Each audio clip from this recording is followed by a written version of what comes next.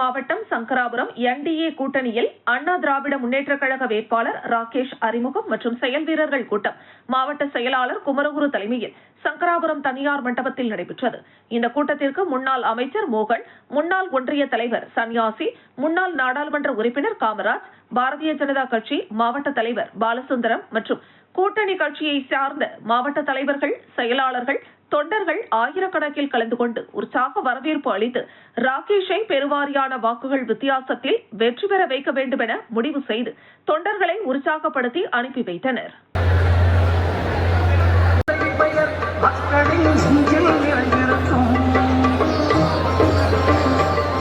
முன்னேற்ற கழக